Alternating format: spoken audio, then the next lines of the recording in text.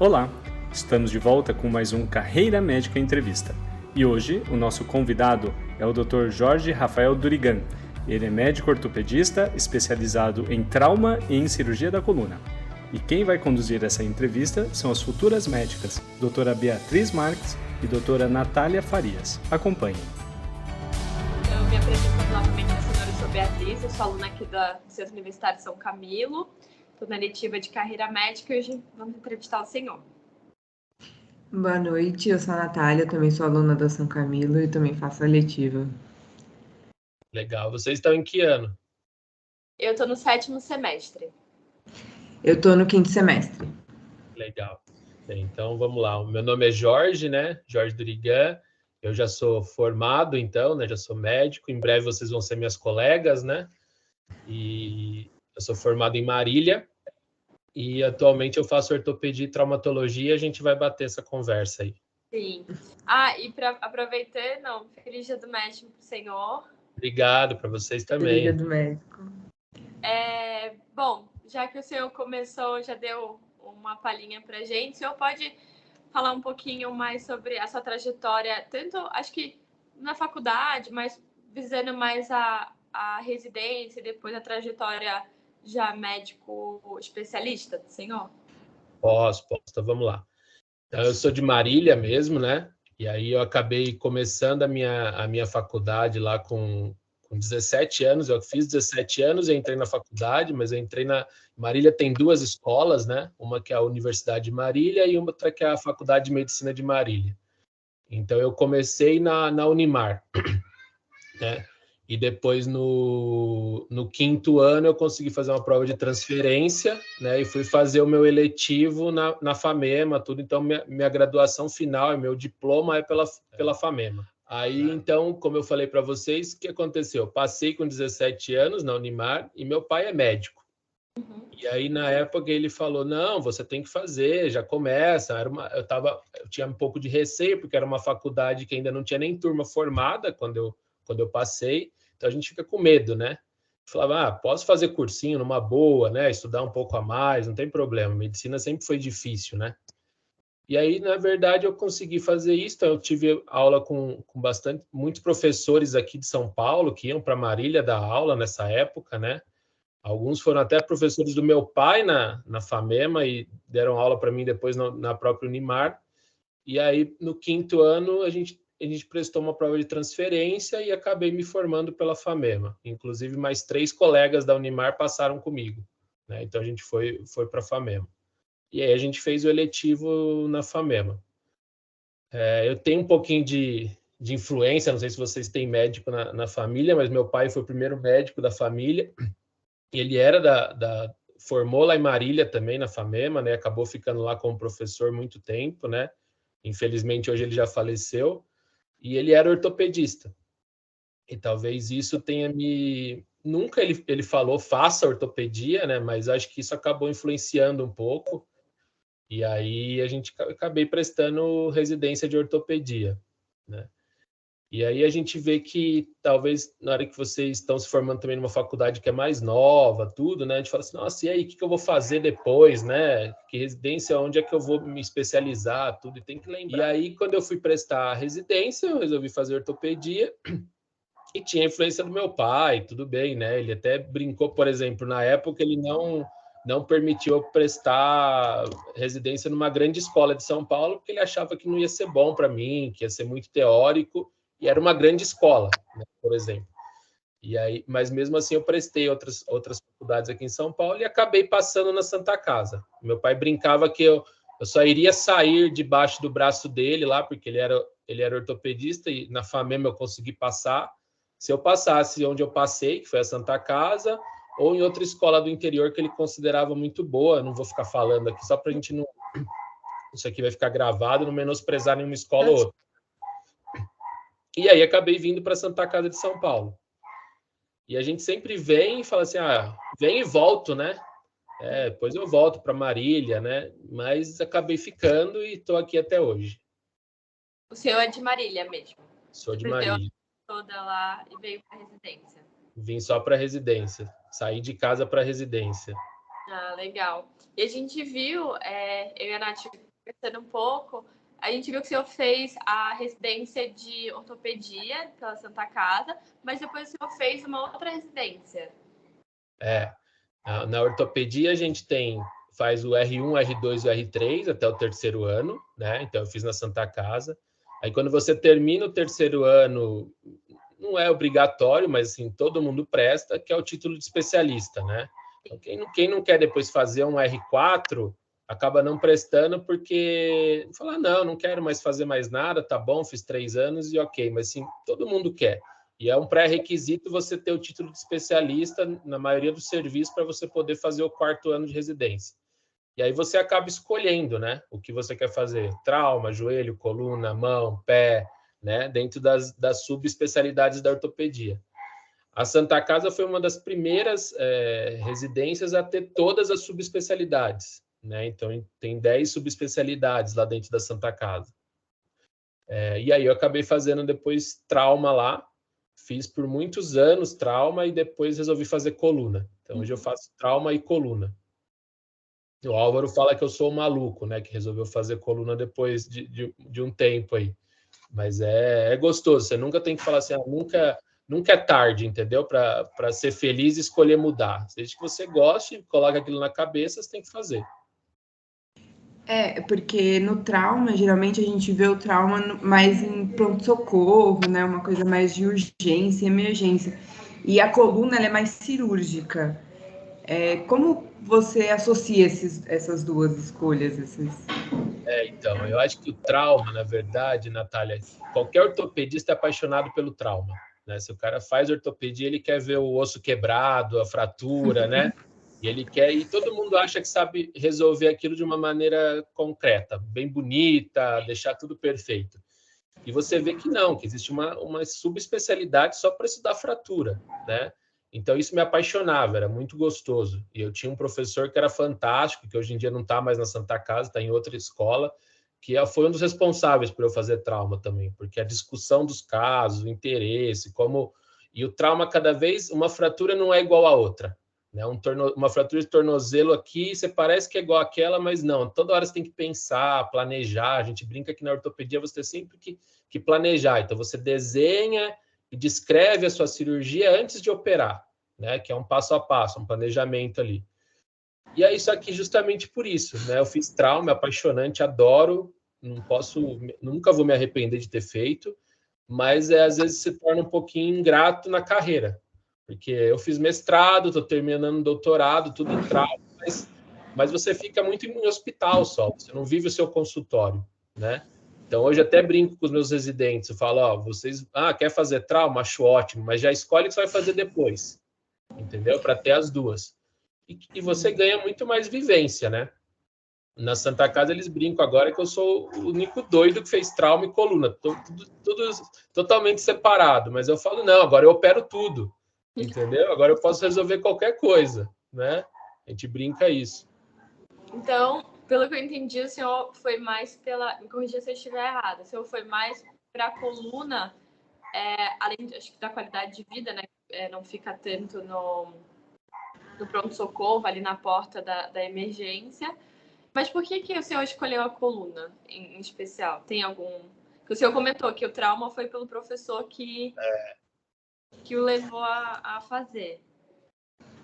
Olha, eu vou falar para vocês, eu acho que foi até às vezes influência. A minha filha tem uma escoliose congênita, uma alteraçãozinha numa vértebra. Acho que até no subconsciente isso levou a eu fazer coluna, sabe? A gente querer saber mais, estudar mais sobre aquele assunto. Mas eu queria, na verdade, me tirar da minha zona de conforto. Então, coluna era algo que quando você estuda na residência, você já acha difícil, já é diferente, né? E aí você passa alguns anos fazendo trauma e fala, e agora? O que eu vou fazer? O que vai te dar prazer, vai fazer você voltar a estudar, entendeu? E aí eu falei, não, o que é totalmente diferente, eu vou ter uma vida que todo mundo tem dor nas costas, assim, brincando, né? Você acaba tratando a lombalgia de todo mundo aí, da sua mãe, do seu pai, do seu amigo, de todo mundo. E a cirurgia é diferente. né? Tem um professor que brinca comigo, mas é só uma via única, só abre lá nas costas. Eu falo, não, tem um monte de detalhe, tem cirurgia pequenininha, tem cirurgia maior, tem que colocar parafuso, agora não coloca mais parafuso, entendeu? E a indicação para poder operar um paciente de coluna, que é o que você primeiro tem que aprender, sabe? Se você indicar errado, aí começa uma cascata de fatores que só piora e aí você faz tudo errado, não tem jeito, é impressionante. Então foi bem desafiador, assim, voltar a estudar muito, ler livro-texto, artigo, montar aula, né? Eu já era acostumado a fazer tudo isso, mas tudo no trauma, né? Então foi bem gostoso, bem gratificante. Eu sinto que o trauma, ele é muito amplo na questão da cirurgia. Eu imagino assim, uma fratura exposta, uma coisa muito maior. A cirurgia de coluna não, é uma coisa que você está ali, é aquele espaço que você vai trabalhar e as consequências daquilo que o senhor está fazendo, assim, não que no trauma não tenha consequências graves para o futuro do paciente, mas ali na coluna, eu entro até na ortopedia, na neuro, acaba sendo uma área mais multidisciplinar dentro da medicina mesmo, né? Sim, você precisa de ajuda, você nunca está sozinho, mesmo depois na reabilitação, no intraoperatório. Então, existe até essa parceria, o ortopedista de coluna com o neurocirurgião que faz coluna, né? Então, quando você quer fazer algo mais vendo a região da dura mater, ali vendo a região da medula, você pode pedir auxílio para o neurocirurgião, porque eles sabem manipular aquilo melhor, né?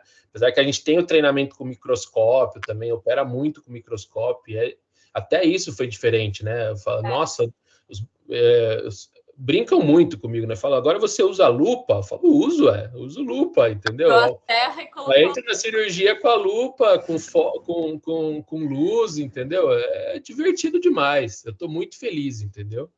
E eu acho que é isso. Na carreira você tem que buscar o que te traz felicidade, não importa o que vão falar para você, sabe? Então, assim, aquilo que você quer mudar e não tem hora para fazer, sabe? Então, tive que terminar mestrado, terminando doutorado, fiz coluna, e aí cuidando de família, mas é só achar o equilíbrio, né? E a coluna, ela acaba sendo um lugar mais sensível, né? Quando a gente compara, por exemplo, numa fratura exposta, é uma cirurgia mais... Como é que eu posso dizer? Mais bruta. Isso, mais bruta. E a coluna é um local mais sensível. Você acha que tem muita diferença, assim, nessa questão de como... Tem diferença, viu, Natália? É muito mais delicado, passo a passo, né? O trauma, resolver uma fratura exposta, não que você não tenha que ter cuidado, você tem, para você não aumentar a lesão de partes moles na fratura exposta, né? Você tem que debridar aquela lesão, tomar cuidado, manejar aquilo de maneira adequada, mas na coluna, realmente, você tem que entrar e falar, nossa, tem que fazer isso aqui, é o meu tempo, a gente até brinca, às vezes é melhor operar a coluna no período da tarde, porque de manhã você faz consultório, à tarde você entra para operar e não sabe a hora que vai acabar. Você não precisa ficar preocupado se você tem que sair para fazer outro compromisso, né? Para ter outro compromisso. Então, tudo isso é importante. É bem diferente mesmo o manejo. Instrumental mais delicado, né? É que agora a gente entrou nessa questão da brutalidade. A gente até tinha comentado com o Álvaro, a ortopedia, ela parece ser uma especialidade mais bruta. E ela é mais era, né, mais vista como uma especialidade mais masculina. Hoje em dia, tem muitas mulheres que fazem ortopedia. O Álvaro comentou, acho que a sua esposa é ortopedista. Esposa é de bom. E como você acha que fica, não o papel da mulher, mas tipo a questão essa questão de ser vista como uma especialidade mais masculina ou não? Natália, a gente brinca que, assim, se você está fazendo força na ortopedia, tudo bem, tem hora que você tem que usar o martelo, fazer força, passar uma haste, alguma coisa, mas, assim, para reduzir uma fratura, para colocar um osso no lugar, se você está fazendo muita força, tem alguma coisa errada, né? Então, assim, é uma especialidade que cabe às mulheres, vocês são muito bem-vindas, entendeu? A Santa Casa tem residente mulher todo ano, praticamente, né? E eu tenho um exemplo dentro de casa, apesar que a minha mulher foi fazer cirurgia de mão, mas assim, e às vezes a menina entra e fala assim, não, eu vou fazer já ortopedia pediátrica. Não tem que levar isso em conta, não. Pode fazer o que você quiser. Tive residente que fez trauma, mulher, entendeu? Depois foi fazer cirurgia de quadril, sabe? Super dedicada, excelente cirurgiã. Então, assim, tem essa brutalidade. A ortopedia, o pessoal fala, é mais ogro, né? Aquela coisa grande, assim, mas você estuda muito na ortopedia, muito. É que quando você está lá dentro, você percebe. É uma especialidade que tem que estudar. Fala, não, os OS, né? O ortopedista, o otorrino, o oftalmo não estudam, entendeu? Não tem nada disso, esquece, isso vai por água abaixo, sabe? A gente tem que estudar e cabe o sexo feminino dentro da ortopedia muito tranquilo, muito. A gente tem a nossa diretora do departamento da Santa Casa é mulher hoje em dia, entendeu? Já tivemos presidente da Sociedade Brasileira de Ortopedia, mulher. Então, assim, cabe com certeza e são muito bem-vindas, entendeu? Não esquece isso, não leva isso como preconceito, como um estigma, não, pode vir fazer tranquilo. É claro que brinca, fazer residência talvez na Santa Casa, a mulher vai sofrer, vai ter que fazer as mesmas coisas que os meninos, mas aprende, entendeu? Aprende, né? Agora, colocando para uma visão mais geral, porque a ortopedia também, tanto para homem quanto para mulher, ela é vista como uma especialidade que na residência existe uma hierarquia muito enraizada.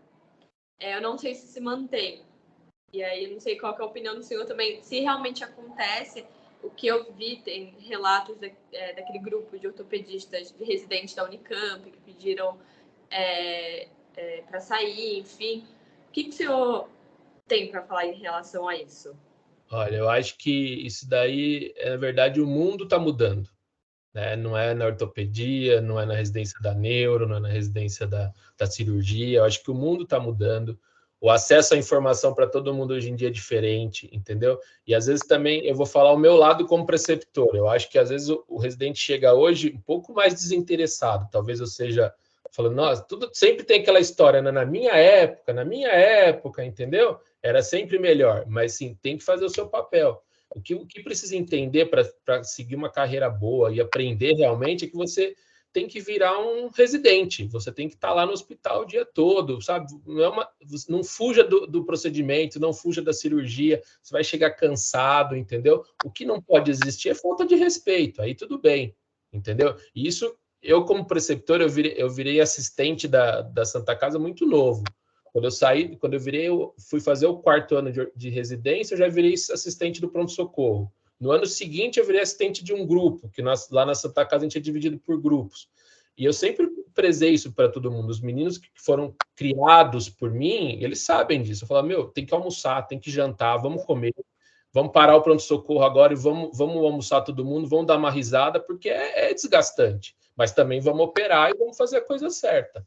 Né? Então, essa hierarquia existe. Ela caiu hoje em dia, assim, muito do que era antigamente? Com certeza. O que não pode existir é falta de respeito. Mas, para a gente manter não digo nem qualidade, mas manter um padrão ali, fazer com que as coisas corram de uma maneira correta, tem que existir hierarquia, né? Então, o R1 vai ter que fazer a parte dele, o R2 vai ter que fazer a parte dele, o R3 fala assim, não, agora eu só quero estudar, só que está errado isso. Se ele não operar no R3, ele não adianta só estudar, entendeu? Ele tem que entrar no centro cirúrgico, tem que ensinar o R2, ensinar o R1, né? E também tem o papel do assistente. Não pode ficar sozinho, muitas vezes precisa mesmo. O R1 tem direito de perguntar, né? Vou voltar para aquele jargão. Na minha época, não, você não pode falar com o assistente. Não existe isso. Entendeu? Tem que conversar, tem que ter direito de falar, né? Você vai se tornar seu colega ali daqui a pouco, né? Da mesma especialidade, né? Então, hierarquia existe, é taxado como mais pesada, assim, né, Beatriz? Igual a ortopedia, a neurocirurgia, cirurgia geral, né? Depois você fazer cirurgia vascular em alguns lugares também é muito pesado, assim, né? Usando esse termo, mas é para manter um padrão e uma coisa andando na linha. Né? Mas com respeito, falta de respeito é que não pode. Sim. Entrando nessa questão, o que te motivou a se tornar um preceptor, a se envolver na educação de médicos, né, residentes? Eu tenho uma dúvida antes do senhor responder isso. O senhor é preceptor também professor de sala de aula ou preceptor somente no hospital? Só estou no hospital. Na Santa Casa você pode seguir 2 rumos, né? Então você pode prestar o concurso de professor, né? E aí você vai crescendo dentro da área de professor, né? E você pode ficar só ali na residência. Então, claro que eu já dei aula para os alunos do 5º, do 6º ano, entendeu? Quando eles fazem o estágio na ortopedia, a gente é designado, mas o título professor em si, como seguindo carreira acadêmica dentro da faculdade, para um dia se tornar um professor titular, um professor livre-docente, isso eu não fiz, entendeu? Mas eu fiz o mestrado e estou concluindo o doutorado, né? Então, esse título de professor você ganha quando você faz o doutorado, mas não dentro da instituição da Faculdade de Medicina, né? Aí você presta um outro concurso à parte, que na Santa Casa, uma das regras é você ter pelo menos mestrado. Então, eu poderia ter prestado já. Na verdade, já fui até convidado a prestar, mas escapei, assim, porque eu gosto mais dos residentes ali, assim, me dou melhor, tal. Então, tem gente que faz essa parte de aula ali para o 3º ano, que é onde tem ortopedia na Santa Casa, muito bem. Os meninos já gostam, são formados na casa, então não tem por que eu ir lá, não vou agregar, né? Então eu fico na parte dos residentes. E aí, como preceptor, o senhor acompanha os residentes diariamente? Como que funciona essa questão? Porque o que eu tenho de preceptor na minha cabeça é o que eu tenho hoje em dia contato. É um professor que está ou com a gente no hospital ou com a gente na clínica escola que a gente tem aqui na São Camilo e acaba tendo mais caso clínico. A gente atende o paciente e discute com ele. É assim também? O senhor entra em cirurgia com os residentes? Sim, sim. Então, por exemplo, na ortopedia, como eu falei no começo, a gente tem as subespecialidades, né? Então, eu era do grupo de trauma, mas ao mesmo tempo a gente comandava o trauma, acabou caindo na mão do grupo de trauma, assim, comandar os residentes como um todo, né? Então, a gente que estipula a aula, a gente que fala, ó, você tem que estar em tal lugar, tal horário, você vai rodar agora 3 meses no joelho, 3 meses no quadril, 3 meses, né? E dentro de cada especialidade também foi criado um programa para ter aula. Então, daí, quando o residente passa no quadril, ele tem aula de quadril, né? De fratura do colo do fêmur, fratura trocantérica, prótese de quadril, entendeu? E assim vai dentro de cada especialidade, tem que acontecer isso, né? Ao mesmo tempo, eles rodam no pronto-socorro, que é a emergência. Na emergência, a gente está sempre com eles. Então, tem sempre o R1, R2, R3 e o chefe. Sempre tem alguém. Em geral, são 2 chefes no pronto-socorro, né? E aí, sempre se tivesse subir uma cirurgia, às vezes sobe um, às vezes sobe os 2, se for mais complexo. E também a gente opera as cirurgias do grupo de trauma durante o pronto-socorro, muitas vezes, né? Então, nesse momento, a gente está com os residentes, né? E sempre com aquela cobrança. A gente brinca aqui que quem planejou e quem discutiu o caso tem direito de fazer a cirurgia, né? Então, se você discutiu, você vai lá e faz. Não importa se você foi R1, o R3 mandou o R1 passar o caso lá, discutir. Se a gente perceber que foi o R1, a gente pega o R1 e fala, vem cá, vamos operar comigo? Entendeu? Até para deixar o R3 constrangido, assim, né? Mas é o jeito de ensinar, né? De chamar atenção, falar, ó, ele tá merecendo, né? Então, é assim. Então, é o que você falou, tem que estar perto, tem que discutir, né? Tem que levar a dúvida para o preceptor, e o preceptor tem que saber que, às vezes, ele não sabe, né? Ele tem que falar, não sei. Não é feio falar isso, entendeu? Realmente, olha, Beatriz, essa dúvida eu não sei, entendeu? Vamos buscar junto, vamos ver no livro. É mais bonito isso do que você ser uma pessoa arrogante e falar assim, não, você está errada, né? E não é assim. A gente sabe que se eu der um Google ali, um jargão, às vezes eu acho a resposta e sei que ele está errado, né? Sim. Então, é mais bonito você falar, não sei, vamos aprender isso daí, tá? Você tinha feito outra pergunta, né, Natália? A gente esqueceu. Sim, eu tinha perguntado o que te motivou a se envolver na educação de residentes, a se tornar um preceptor. Boa pergunta. Boa pergunta, porque às vezes é desesperador hoje em dia.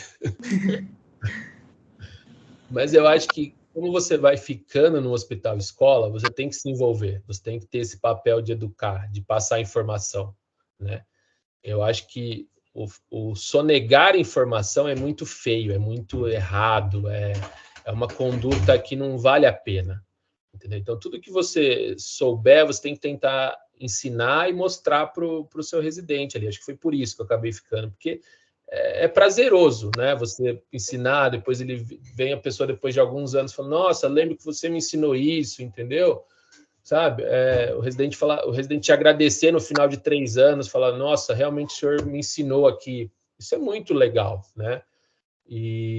Mas é difícil. Você está na área de educação, não é fácil. Não é fácil. Tem desafios todos os dias, com regras de comissão de residência, com regras da instituição que você está, com regras do hospital, né? Você tem que, às vezes, procurar o residente, falar, cadê você? Onde você está? Pô, vem aqui, que absurdo, por que você saiu da cirurgia, né? Então, assim, é difícil, mas acho que se você fica numa instituição, você tem que ensinar. E aí você tem que fazer o mestrado, você tem que fazer o doutorado, já que você está ali, né? E tentar publicar alguma coisa, mostrar informação de alguma coisa que seja prazerosa para você, né? E, na verdade, isso do mestrado, doutorado, é satisfação pessoal, né? Eu não acho que você ter um mestrado, doutorado te traga mais doentes no consultório, né? Apesar que a informação é muito fácil hoje, o paciente pode olhar o currículo e falar, não, esse aqui é melhor que esse, né? Mas eu acho que é muito mais a confiança que você passa na sala ali de atendimento do seu consultório, você explicar com clareza para o paciente, né? Falar os riscos de tudo que pode acontecer. Então, acho que isso vale muito mais a pena.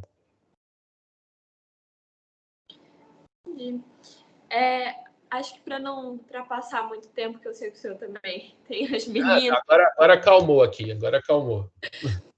O senhor tem alguma coisa, alguma dica, alguma experiência que o senhor gosta de contar para os residentes do senhor e que vale também para nós, alunos, que mais alunos vão assistir a essa gravação e a gente vai discutir sobre. Então, o senhor tem alguma experiência de vida, alguma dica para a gente? E daqui a pouco estaremos no mercado de trabalho, estaremos fazendo residência.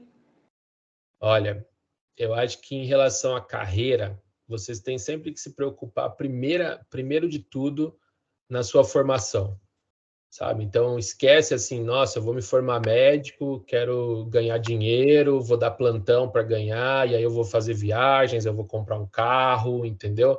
E se você fizer uma formação sólida primeiro, então investe no seu estudo, investe em tentar fazer uma residência bem feita.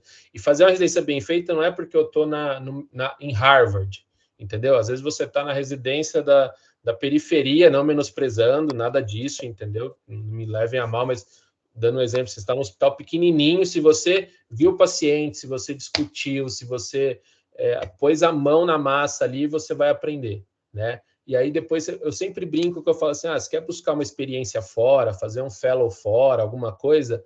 Eu acho que muitas vezes você ganha mais indo para fora depois de terminar a sua residência, pôs a mão na massa numa área cirúrgica, viu as dificuldades, daí você vai lá fora e realmente pega aquele detalhe que te salva na cirurgia, que te salva no atendimento, né? Acho que quando você termina a residência e vai para fora, você não absorve tudo que você deveria, né? Então, acho que isso tem que ficar de mensagem. Essa é a minha opinião. Eu fui depois de alguns anos e hoje em dia a gente faz uns estágios curtos, fica 2 semanas, volta, fica 1 semana, volta, né? Para conhecer outro serviço.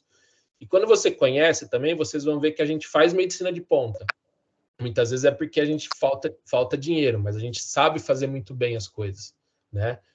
Então, assim, no hospital público é uma coisa, no hospital privado é outra coisa, mas investe primeiro na sua formação. Depois você vai atrás de buscar o seu dinheiro, a sua poupancinha, entendeu? Juntar, né? Porque depois você não consegue voltar. Você fala, nossa, devia ter feito a mais, devia ter feito aquilo de novo. Aí você casa, tem filho, tem escola para pagar, entendeu? Então, pensa nisso, tá? Acho que isso é uma coisa legal. Outra coisa, vou repetir de novo. A hora que vocês estiverem no 5º e 6º ano, principalmente, não foge do hospital, não fala, nossa, acabou minha aula, que legal, nossa, estou livre mais cedo hoje. É pior, entendeu? A gente tem essa mentalidade, fala, não, nossa, que bom, tô livre hoje.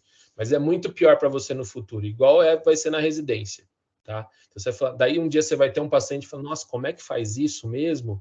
Se eu tivesse feito aquele dia, né, eu saberia agora manejar, fazer isso, né? E não tenha medo de perguntar, né? Não tenha medo de perguntar. Então, pergunta para o seu colega, pergunta para o seu chefe, entendeu? Discute. Eu fui fazer coluna depois de muito tempo. A minha dupla de coluna foi meu residente, entendeu? E a primeira coisa que eu virei para ele no primeiro dia de estágio, falei: esquece que eu fui seu chefe, não me chama de chefe. Eu estou aqui para trabalhar igual você, senão não vai dar certo, entendeu? Na instituição que eu era staff, que eu era preceptor. Então, eu saí de um degrau aqui em cima, voltei lá para baixo, entendeu? E acharam que ia dar tudo errado. Não, entendeu? Trabalhei, mostrei, né? Então, seja firme nisso daí, vá em cirurgias, vão chegar cansada, tudo, tá? Mas vai valer a pena para a carreira de vocês, tá? E aí, saber equilibrar também, tá? Não adianta ser aquele médico que vai operar até meia-noite todo dia, esquece da sua família, entendeu? A sua saúde mental vai embora, você vai ficar estressado. Lembra disso, que tem que saber colocar isso numa balança. Isso é bem importante também. Tem que ter o tempo de falar assim: nossa, esse plantão eu não vou pegar mais, eu não quero mais, porque a nossa vida começa no plantão, né? Então você tem que saber depois a hora de ir largando isso daí, e os próximos vão pegar, vão estar naquele plantão. Então você vai trocando a vida do plantão por uma vida da sua carreira solo, do seu consultório, né? E uma coisa que ninguém te tira de nenhum momento são os seus pacientes que você fez no seu consultório, entendeu? Isso vocês têm que colocar na cabeça também.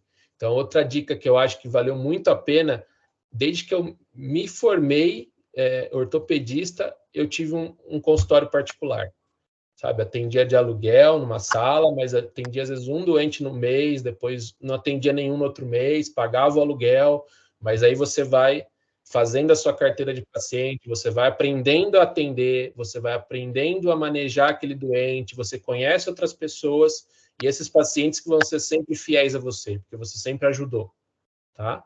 E esse paciente do consultório, você também às vezes fala, não sei, né?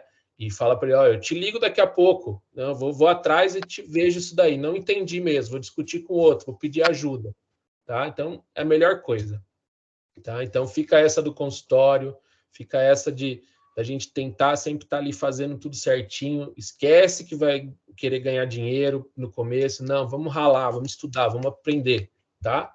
Que a gente aprende. Depois de velho, eu fui fazer outra especialidade, entendeu? Eu me considero velho já, né? Então, você vê que você absorve. Eu brinco que o meu HD tá mais lento aqui, mas é gostoso. É gostoso. Poxa, que legal. Muito obrigada, doutor.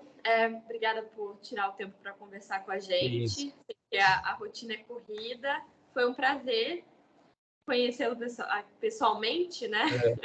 Por câmera. Natália, se quiserem um dia ir lá conhecer a Santa Casa, perguntar se eu estou por lá, a gente dá uma volta, entendeu? Que é uma instituição mais antiga, né? Assim, o hospital de escola lá é grande, até a arquitetura é muito bonita, né? Então fica à vontade. O Álvaro fez lá também, entendeu? Então tá certo. Muito obrigada, doutor. Mas eu que agradeço, estou à disposição de vocês aí. Se surgir alguma outra dúvida, alguma coisa, me manda uma mensagem, tá bom? Espero ter agregado aí com vocês. Com certeza. Com certeza. Tá bom. Tchau, boa noite. Tchau, meninas. Tchau, boa noite. Tchau, boa noite.